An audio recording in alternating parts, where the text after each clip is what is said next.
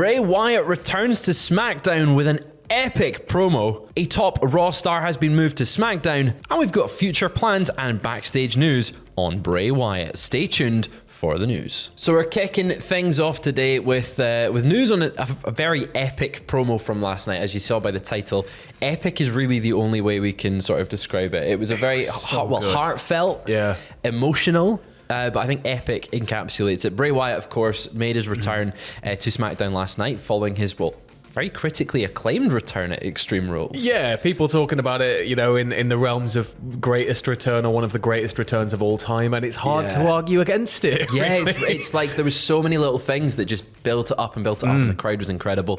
But he came to the ring last night with brand new music. It's a song called Shatter by Code Orange, who did his previous music. It fits really well. Didn't Code Orange do Aleister Black's theme as well? I believe so, and they also did they did Bray's remixed version of his they're a great Fireflies. band in general. So it's kind of what you'd expect for Bray. It's got that almost weird bayou undertone running through it.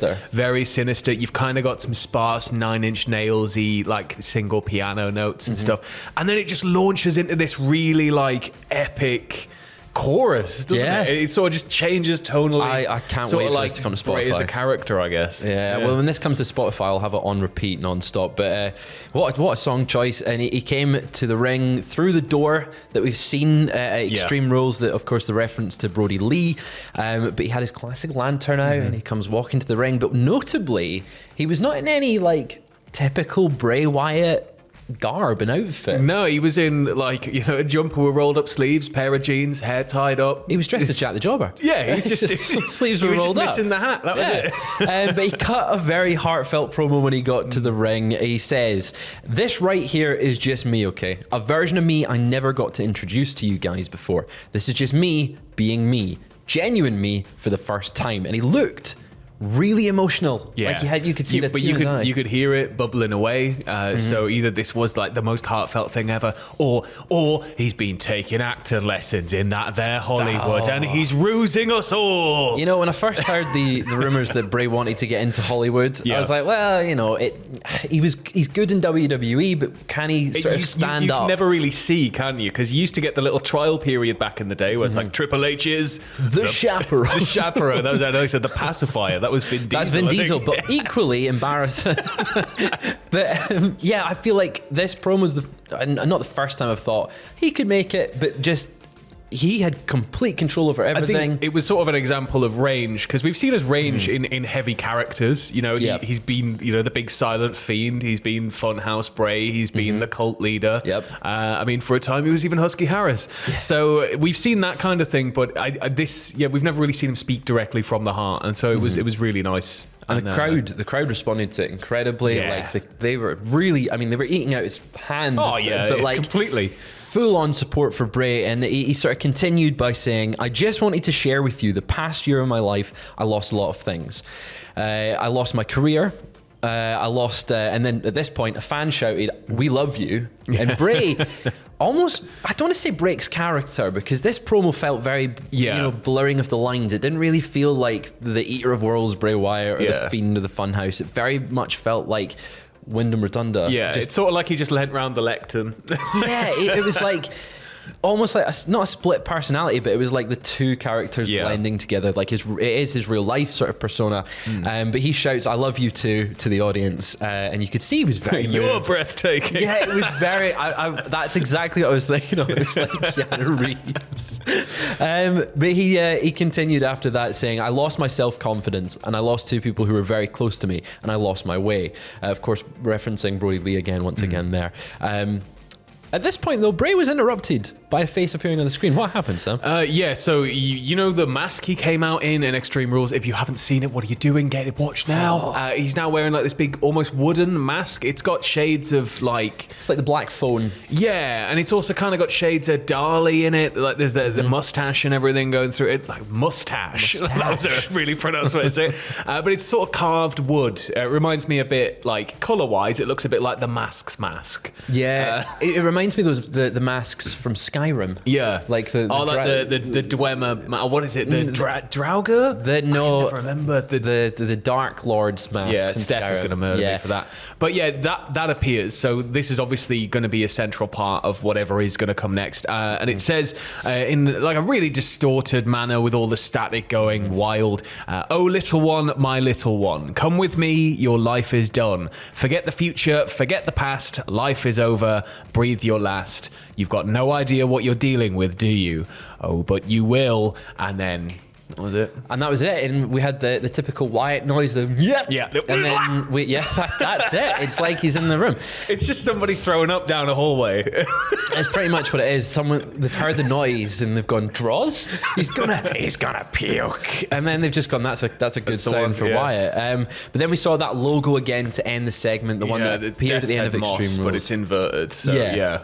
But yeah, it's a fantastic promo. If you've not seen it, go and watch it. It's up on YouTube on WWE's channel. They've cut out quite a lot of the fan back and forth, but it's all there. It's all there. You know, they just kind of fade between each bit. But it's well worth watching. But we're going to stick with SmackDown and stuff that happened, because at the start of the show, off last night, wasn't it? That was quite a good show. Yeah. It's like WWE is turning this thing around. They're actually quite good right now. They've turned the boat around. Well, leaving port. It used to be quite car crash TV, but sometimes we get an actual car crash on TV. Yeah. And like last night on SmackDown, it opened the show. Michael Cole announced that Karrion Kross and Scarlett have been involved in a hit and run outside the Smoothie King arena. Importantly, we just got a note here. Karrion Kross drives a Porsche. The other driver was in a pickup truck. Of course, Karrion Kross drives a Porsche. He's cool. Look at him, he's dignified. Cool. But while being tended to by medical staff, we saw in the background someone running and fighting and racing to get to Karrion. And it was Drew McIntyre. It was my boy Drew. Just being held back, and he's just flailing. It's like Lisa and Bart with that. I'm just going to do this. And but he's just sprinting at Karrion Kross like this, basically. Gets his hands on it. He just starts laying into him. Scarlett's obviously trying to pull them apart. There's referees, there's backstage officials. I think Pierce was there. But Drew just sideswipes him, throws him straight into the side of the pickup truck, opens the car door, launches Kross into the sort of gap between the door, outside and inside with the door open. And then he goes to slam the door basically against Kross's skull at full speed. He's just like, and I was like, oh, they're going to have one of those like beams through to stop it from actually hitting him, but it's going to look sick again. And then he just got pulled away just it last second. It was very well done. But the entire time he was like, I'm not finished, I'm coming back for you. And it was, it was tasty. Drew is like on another level right now, just in terms of hair. And this feud has turned me around on Karrion Kross. I wasn't the biggest fan of Karrion Kross in NXT. I thought it was a really interesting idea, but they didn't quite execute it well enough, and I think they have here on the main roster. The additional secret, the thing that special secret ingredient. Is it hair? It's hair. It's hair. It's hair. They've completely sort of sold on it. But he was meant to be in the Intercontinental Championship #1 contenders fatal 4-way match later in the night, but he was replaced by someone because of this. What happened, Sam? So someone else moved to SmackDown. We had a bit of a backstage situation in which Triple H was just sort of standing around by his door with his little Triple H logo on it. And then up pops Rey Mysterio, and he looks quite concerned. He looks a bit worried. He looks stressed. He's kind of wringing his hands and stuff. And he's like, Hunter, I just need to talk to you for a second. He said, like, look, I'm done. I'm done with all the Dominic stuff. I'm sick of it. I can't do this anymore, man. I quit. And the crowd, you just hear the crowd go, oh! Triple H will not have it, like, at all. He's just looking him, like, he's dead in the eyes. Rey Mysterio, and he's like, come on, Rey, you can't do this. I understand. I couldn't imagine what you've been through, fighting your own family. I completely understand. You don't want to fight your own son no matter what. Because Rey's like, I won't even fight him at his worst. And it's like, oh, Rey.